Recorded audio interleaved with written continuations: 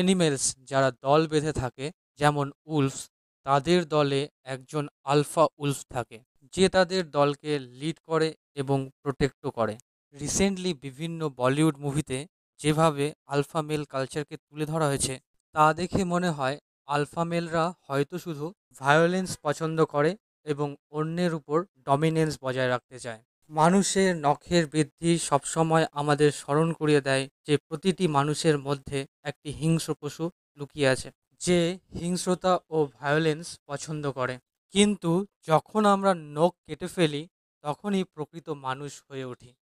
তাহলে তোমরা এখন আমাকে জিজ্ঞেস করতে পারো, আচ্ছা দেব, তাহলে অ্যাকচুয়াল আলফা মেল কারা, বা একজন অ্যাকচুয়াল আলফা মেল হয়ে উঠতে আমাদের কি করতে হবে?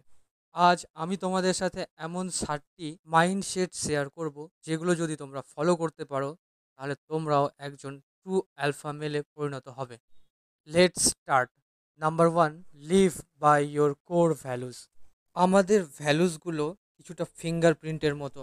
জীবনে চলার পথে আমরা যে সমস্ত কাজ করি, তার প্রত্যেকটির মধ্যেই আমাদের ভ্যালুসগুলোর ছাপ থেকে যায়। একজন আলফা মেল তার কোর ভ্যালুসগুলোকে মাথায় রেখেই কাজ করে।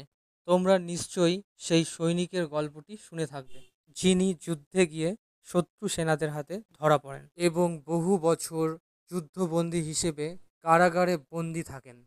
তার এই অভিজ্ঞতা থেকে তিনি স্বাধীনতার মূল্য বুঝতে পারেন এবং স্বাধীনতার সাথে বেঁচে থাকা বা বাঁচতে দেওয়া তার কোর ভ্যালুতে পরিণত হয়।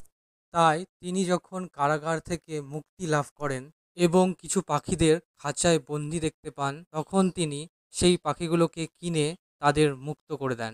ঠিক একইভাবে আমাদের আমাদের ট্রু ভ্যালুগুলোকে আইডেন্টিফাই করে এবং সেগুলোকে মাথায় রেখেই জীবনে চলা উচিত। Number 2, cultivate an optimistic Outlook. উট পাখি যখন দেখে কোনো জন্তু তার শিকার করতে আসছে, তখন সে তার মাথা মাটির নিচে ঢুকিয়ে দেয়, ভাবে সেই জন্তুটি হয়তো তাকে আর দেখতে পাচ্ছে না। বাট অবভিয়াসলি এমনটা কখনো হয় না। একজন আলফা মেল তার সামনে বিপদ বা খারাপ পরিস্থিতি দেখলে চুপচাপ বসে থাকে না বা তা নিয়ে রিয়াক্ট করে না, বরং সেই খারাপ পরিস্থিতি থেকে ভালো কিছু কি হতে পারে বা কিভাবে সেই পরিস্থিতির উন্নতি করা যায় তা নিয়ে কাজ করে। সেই কথায় আছে না, what does not kill you makes you stronger. Number 3, treat everyone with dignity and respect.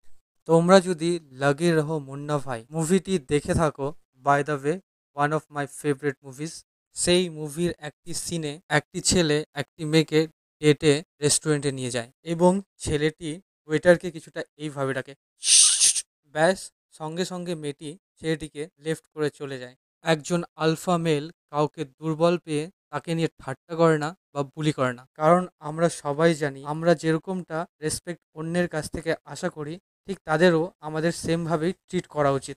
Number 4, express curiosity and empathy towards others. আচ্ছা, আজ হোয়াটসঅ্যাপে কতগুলো গুড মর্নিং মেসেজ পেয়েছো? অবভিয়াসলি অনেকগুলোই পেয়েছো, কিন্তু হোয়াটসঅ্যাপের এই গুড মর্নিং মেসেজগুলো এখন একটি ফর্মালিটি হিসেবেই থেকে গেছে।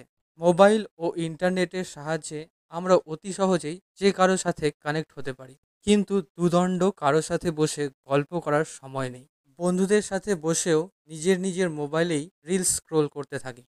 কিন্তু একজন আলফা মেল হয়ে উঠতে আমাদের অন্যদের নিয়ে কিউরিয়াস থাকতে হবে এবং তাদের গল্পগুলো শোনার চেষ্টা করতে হবে, তাদের ব্যাপারে জানতে হবে এবং তাদের সাথে কানেকশন বিল্ড করতে হবে। Number 5, project confidence through your body language. সবসময় নিজের বডি পোস্টার ঠিক রেখে চলাফেরা করতে হবে। লক্ষ্য রাখবে যখন হাঁটছো বা দাঁড়িয়ে আছো, তখন যেন বুক ফুলিয়ে এবং মাথা উঁচু করে হাঁটো বা দাঁড়িয়ে থাকো। গুটিসুটি হয়ে বসে থাকার পরিবর্তে যতটা স্পেস তোমার প্রয়োজন, কনফিডেন্টলি তা অধিকার করে নিয়ে বসতে হবে।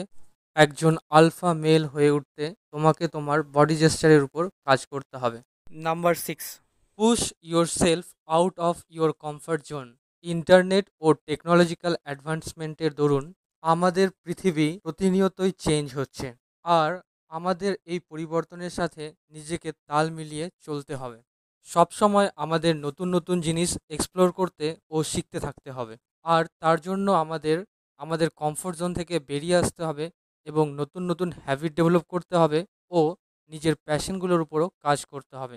কিন্তু বসে বসে রিলস স্ক্রোল করা বা শর্টস দেখা অতি সহজ কাজ, কিন্তু নিজের হ্যাবিটস ও প্যাশনের উপর কাজ করা খুবই কঠিন।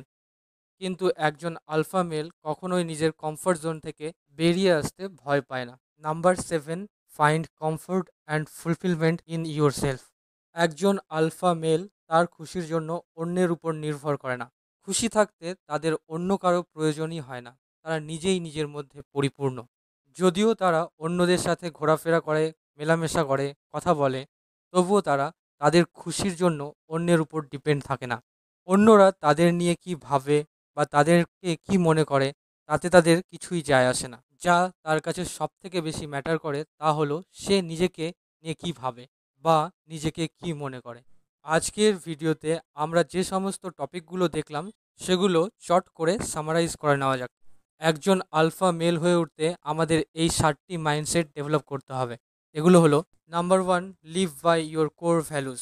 আমাদের আমাদের ভ্যালুসগুলোকে মাথায় রেখেই জীবনে চলা উচিত ও বেঁচে থাকা উচিত। Number 2, cultivate an optimistic Outlook. কোনো খারাপ পরিস্থিতিতে পড়লে সেগুলো থেকে ভয় না পেয়ে সেগুলো থেকে আমরা কি কি শিক্ষা নিতে পারি বা সেই পরিস্থিতিকে কিভাবে ইমপ্রুভ করতে পারি তার চেষ্টা করা উচিত।